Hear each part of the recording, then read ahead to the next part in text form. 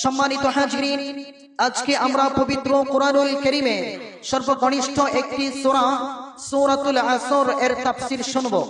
আল্লাহ রাব্বুল আলামিন এই ছোট্ট সূরাটি কোরআনুল কারীমের মধ্যে নাযিল করেছেন। এটির অবস্থান হচ্ছে 30তম পারায়।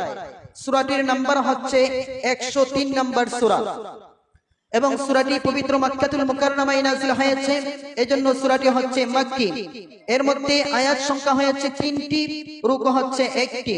আল্লাহ রাব্বুল আলামিন এই ছোট্ট সূরা নাযিল করেছেন।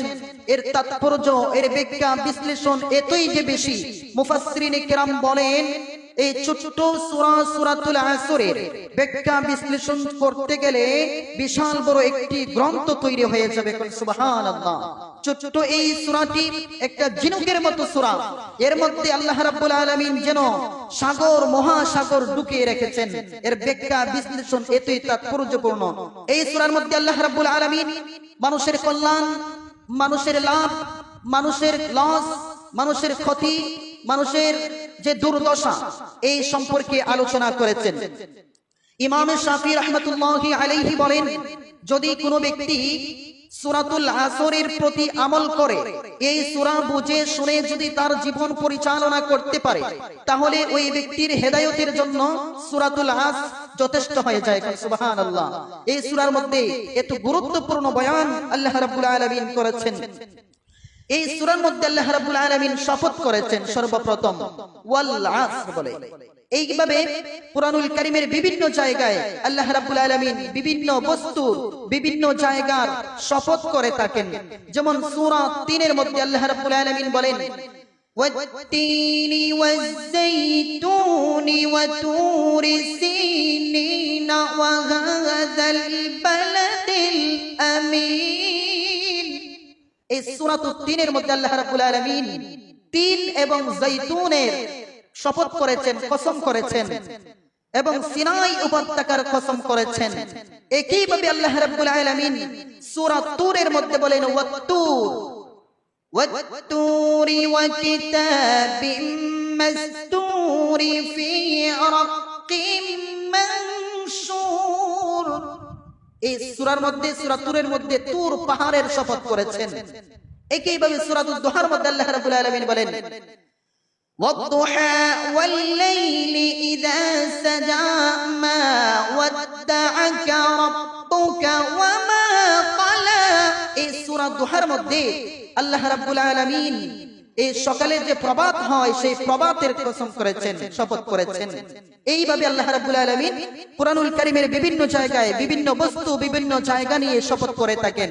আমরাও শপথ করে থাকি, আমরাও কসম করে থাকি। আমাদের শপথ, আমাদের কসম, আল্লাহ পাকের শপথ, আল্লাহ পাকের কসম বেশ কম আছে না নাই? আমাদের যে কোনো একটা বিষয়কে সত্যায়িত প্রমাণ করতে গিয়ে আমরা কসম খেয়ে থাকি। কার কসম করি? আল্লাহর কসম করে থাকি।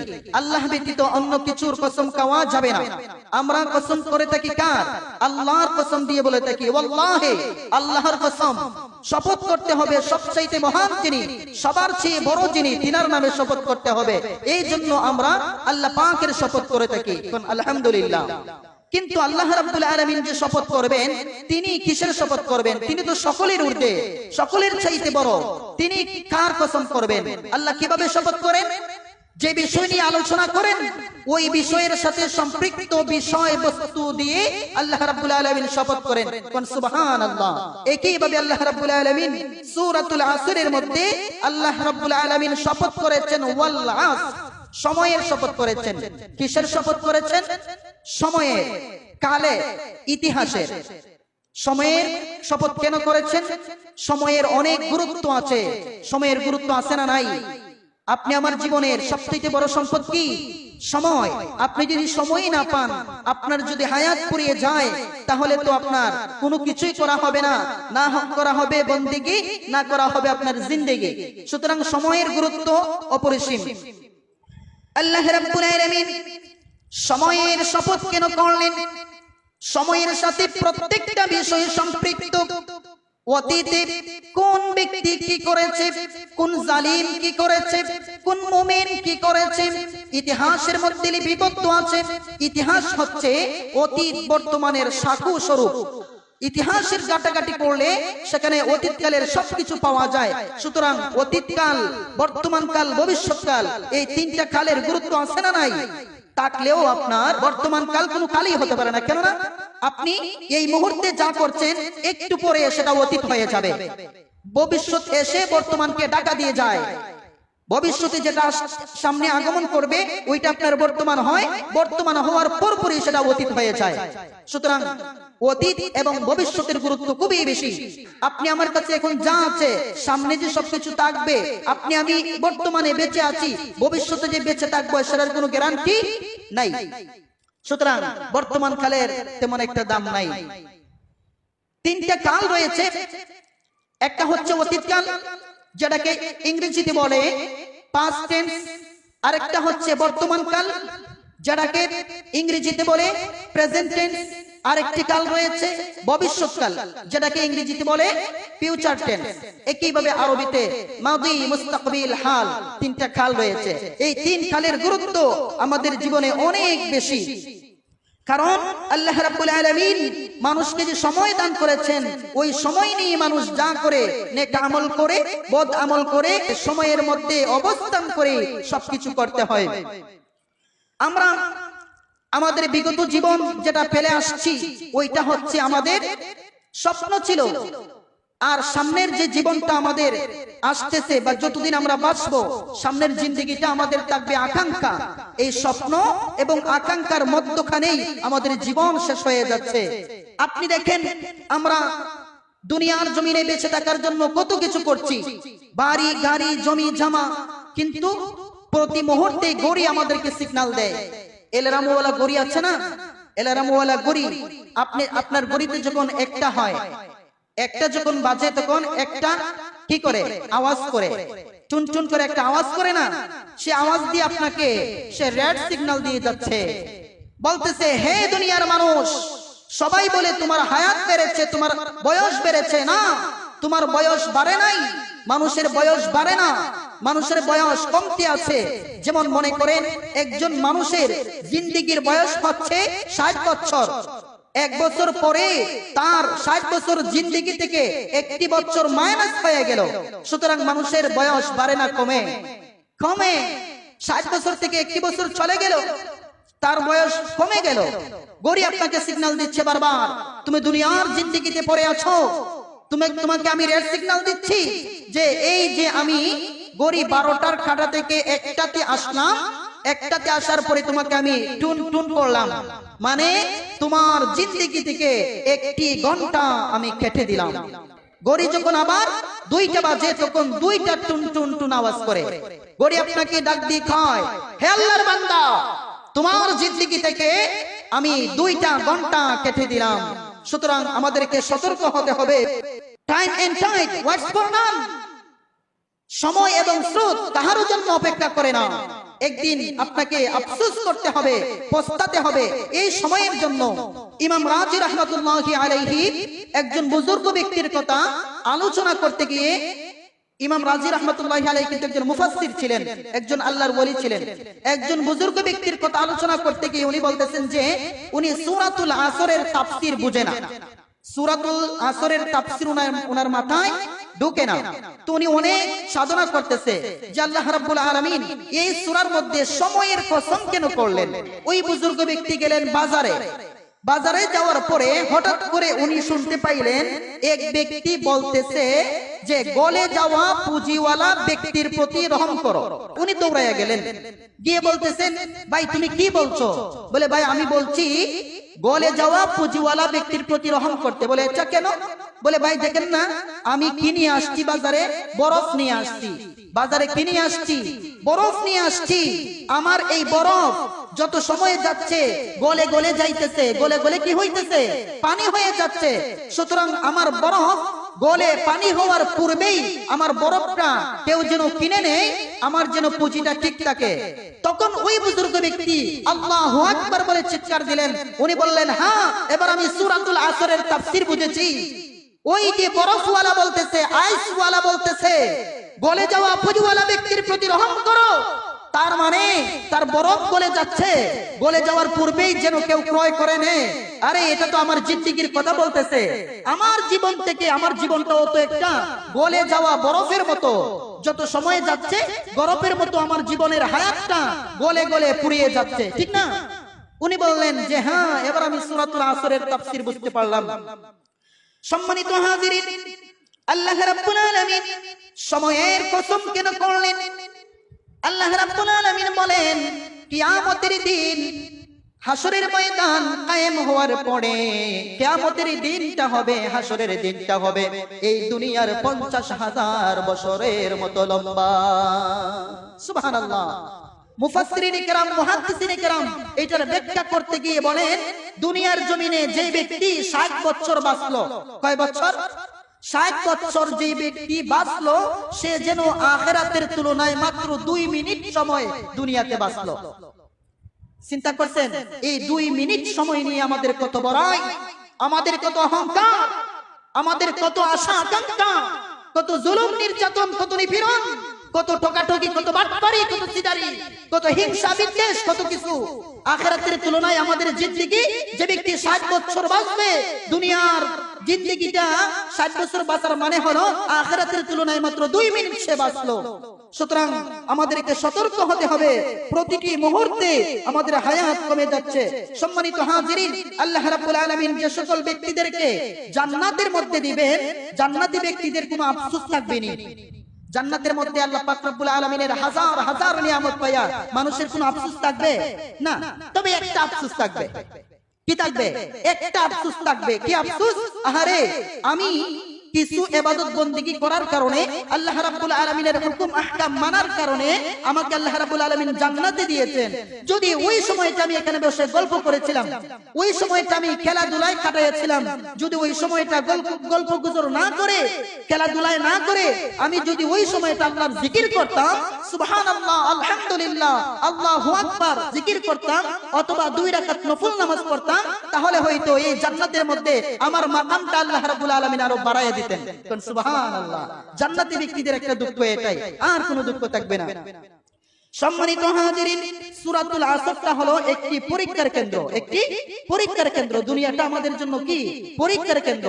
মনে করেন একটা ছাত্র পরীক্ষা দিতে গেছে, একটা ছাত্র পরীক্ষা দিতে গিয়ে সে কি করলো? প্রশ্ন উত্তর না লিখে ওই জানালা দিয়া আকাশের সূর্য দেখতেছে। কি করতেছে? সূর্য দেখতেছে। এখন স্যার আয়েশা বললেন, তুমি কি করছো? তুমি তো এই মাত্র 3 ঘন্টা সময়, তোমার মাত্র 3 ঘন্টা সময় পরীক্ষার হলে থাকে। 3 ঘন্টার মধ্যে তুমি 100 মার্কের আনসার করতে হবে। তুমি এই পরীক্ষার হলে তুমি আকাশের দিকে তাকিয়ে সূর্য দেখছো, তোমার তো সময় চলে যাচ্ছে। আল্লাহ রাব্বুল আলামিন একইভাবে সূরাতুল আসরের মধ্যে বলছেন, ইন্নাল ইনসানা লাফি খুসর, নিশ্চয়ই মানুষ ক্ষতিগ্রস্তর মধ্যে রয়েছে। মানুষ কিসের মধ্যে? ক্ষতিগ্রস্তর মধ্যে রয়েছে। আল্লাহ রাব্বুল আলামিন বলছেন যে যারা পরীক্ষার হলের মতো দুনিয়ার জিন্দেগিকে সময়ের গুরুত্ব না দিচ্ছে, তারা ক্ষতিগ্রস্তের মধ্যে আছে। ইন্নাল ইনসানা লাফি খুসর, আল্লাহ রাব্বুল আলামিন বলেন ইন্নাল ইনসানা লাফি খুসর। সময়ের কসমকে আল্লাহ রাব্বুল আলামিন বলতেছেন নিশ্চয়ই মানুষ ক্ষতিগ্রস্তদের অন্তর্ভুক্ত রয়েছে। মানুষ বলতে শুধু মুসলমান নয়, গোটা জাতি, গোটা ইনসান কিসের মধ্যে রয়েছে? ক্ষতির মধ্যে রয়েছে। কেমন ভাবে ক্ষতির মধ্যে রয়েছে মানুষ? মানুষ দেখেন কি করছে? নামাজ নাই, রোজা নাই, হজ নাই, যাকাত নাই, আমল নাই, আখলাক নাই, সত্যবাদিতা নাই, হিংসা বিদ্বেষের মধ্যে মানুষ জড়িত, সুদ ঘুষের মধ্যে মানুষ জড়িত, হালাল হারামের কোনো ভেদাভেদ নাই। সবাই কি করছে? দুনিয়ার জিন্দেগিতে তার যে যেমনি পারছে একইভাবে চলছে। সুতরাং আল্লাহ রাব্বুল আলামিন বলেন ইন্নাল ইনসানা লাফি খুসর, নিশ্চয়ই মানুষ কি করছে? ক্ষতির মধ্যে রয়েছে। মানুষ ক্ষতির মধ্যে রয়েছে। তবে এই ক্ষতি থেকে বাঁচার জন্য আল্লাহ রাব্বুল আলামিন 4টি ফর্মুলা দিয়েছেন এই সূরাতুল আসরের মধ্যে। কোন আলহামদুলিল্লাহ। ইন্নাল ইনসানা লাফি খুসর, সকল মানব জাতি ক্ষতিগ্রস্তের মধ্যে রয়েছে। সেই ক্ষতি থেকে বাঁচিয়া উইকে আসার জন্য সূরাতুল আসরের মধ্যে আল্লাহ রাব্বুল আলামিন 4টা ফর্মুলা দিয়েছেন। এর মধ্যে একটি হলো ইল্লাল্লাযীনা আমানু, ওই সমস্ত মানুষ ক্ষতিগ্রস্তের মধ্যে নয় যারা ঈমান আনয়ন করেছে, যারা ঈমান এনেছে। আল্লাযীনা ইউমিনুনা বিল গায়ব, যারা অদৃশ্যের প্রতি মালিকের উপরে ঈমান আনয়ন করেছে তারা ক্ষতিগ্রস্তের মধ্যে নয়। যেমন কি আল্লাহ রাব্বুল আলামিন আমাদেরকে আদেশ করেছেন, আমরা ছোটবেলায় মক্তবে পড়েছি, আমানতু বিল্লাহি, ঈমান আনতে হবে আল্লাহ পাকের উপরে, ওয়া মালাইকাতিহি, সকল ফেরেশতাগণের উপরে, ওয়া রাসূলিহি, আল্লাহ রাব্বুল আলামিনের সকল রাসূলগণের প্রতি ঈমান আনতে হবে, ওয়াল ইয়াউমিল আখিরি ওয়াল কদরি খাইরিহি ওয়া শাররিহি মিনাল্লাহি তাআলা ওয়াল বা'সি বা'দাল মাউত। আমাদের কপাল, আমাদের ভাগ্যের প্রতি আমাদের লক্ষ্য রাখতে হবে, বিশ্বাস রাখতে হবে, পরকালের প্রতি আমাদের বিশ্বাস রাখতে হবে। সুতরাং যে ব্যক্তি আল্লাহ পাক রব্বুল আলামিনের উপরে ঈমান আনয়ন করবে ওই ব্যক্তি ক্ষতিগ্রস্তের মধ্যে নয়, ইল্লাল্লাযীনা আমানু। তারপরে আল্লাহ রাব্বুল আলামিন বলেন ওয়া আমিলুস সালিহাত, এবং যারা নেক আমল করেছে তারা ক্ষতিগ্রস্তের মধ্যে নয়। ওয়া আমিলুস সালিহাত, এই আয়াতের ব্যাখ্যা অন্য আরেকটি আয়াতে আল্লাহ রাব্বুল আলামিন দিয়েছেন। আল্লাহ রাব্বুল আলামিন বলেন ইন্নাল্লাযীনা আমানু ওয়া আমিলুস সালিহাতি কানাত লাহুম জান্নাতুল ফিরদাউসি নুজুলা। যে ব্যক্তি ঈমান আনয়ন করেছে আর নেক আমল করেছে, সৎ আমল করেছে, ওই ব্যক্তিকে ঈমান আনার কারণে, নেক আমল করার কারণে তাকে ফজিলত স্বরূপ কি দিবেন? জান্নাতুল ফিরদাউস। সুবহানাল্লাহ। ওয়াল আসর, সময়ের কসম কে বলছেন ইন্নাল ইনসানা লাফি খুসর, মানুষগুলো ক্ষতির মধ্যে রয়েছে, ইল্লাল্লাযীনা আমানু ওয়া আমিলুস সালিহাত, যারা ঈমান এনেছে, নেক আমল করেছে, তারা ক্ষতিগ্রস্তের মধ্যে নয়। আরেকটি ফর্মুলা হলো ওয়া তাওয়াসাউ বিল হক, ওয়া তাওয়াসাউ বিল হক, যারা মানুষকে সৎ পথের আদেশ দেয়, সৎ কাজের প্রতি মানুষকে নির্দেশ প্রদান করেন। আল্লাহ রাব্বুল আলামিন বলেন কুনতুম খায়রা উম্মাতিন উখরিজাত লিন-নাস তা'মুরুনা বিল মা'রুফি ওয়া তানহাউনা আনিল মুনকার। আল্লাহ রাব্বুল আলামিন আমাদেরকে সর্বোত্তম জাতি হিসাবে কুরআনুল কারীমে স্বীকৃতি দিয়েছেন। কিসের ভিত্তিতে দিয়েছেন? তা'মুরুনা বিল মা'রুফ ওয়া ইয়ানহাউনা আনিল মুনকার, সৎ কাজের আদেশ এবং অসৎ কাজ থেকে বিরত থাকার কারণে মানুষকে আহ্বান করার জন্য আমাদেরকে উত্তম জাতি হিসাবে স্বীকৃতি দিয়েছেন। ওয়া তাওয়াসাউ বিল হক। কয়টা ফর্মুলা বললাম? তিনটা ফর্মুলা চলে গেল। আরেকটা ফর্মুলা হলো ওয়া তাওয়াসাউ বিস সাবর। সুবহানাল্লাহ। যে ব্যক্তি বিপদে আপদে সর্ব অবস্থায় আল্লাহ ভালো রাখেন, মন্দ রাখেন, সুস্থ রাখেন, অসুস্থ রাখেন, ধনী রাখেন, গরিব রাখেন, পাঁচতলায় রাখেন, নিচতলায় রাখেন, সর্ব অবস্থায় আল্লাহ পাক রব্বুল আলামিনের প্রতি ধৈর্য ধারণ করা। ধৈর্য ধারণ যারা করবে, আল্লাহ রাব্বুল আলামিন বলেন ইন্নাল্লাহা মা'আস সাবিরিন, যারা ধৈর্যশীল তাদের সাথে আমার আল্লাহ রয়েছেন। সুবহানাল্লাহ। পরবর্তী আয়াত আল্লাহ রাব্বুল আলামিন বলেন আল্লাযীনা ইযা আসাবাতহুম মুসিবাতুন ক্বালু ইন্না লিল্লাহ। আল্লাযীনা ইযা আসাবাতহুম, যখন মুসিবাতুন, যখন মানুষের প্রতি কোনো আপদ বিপদ চলে আসে, তখন ওই ব্যক্তি আল্লাহ পাকের উপর ধৈর্য ধারণ করে বলে ইন্না লিল্লাহি ওয়া ইন্না ইলাইহি রাজিউন। আল্লাহ রাব্বুল আলামিন যেন আমাদেরকে সঠিকভাবে ঈমান আনার তৌফিক দেন এবং নেক আমল করার তৌফিক দেন, মানুষকে সৎ কাজের আদেশ, অসৎ কাজ থেকে নিষেধ করার তৌফিক দেন এবং সর্ব অবস্থায় আমাদেরকে ধৈর্যশীলদের সাথী হওয়ার তৌফিক দেন। সকলে বলুন আমিন। ওয়া আখিরু দাওয়ানা আনিল হামদুলিল্লাহি রাব্বিল আলামিন।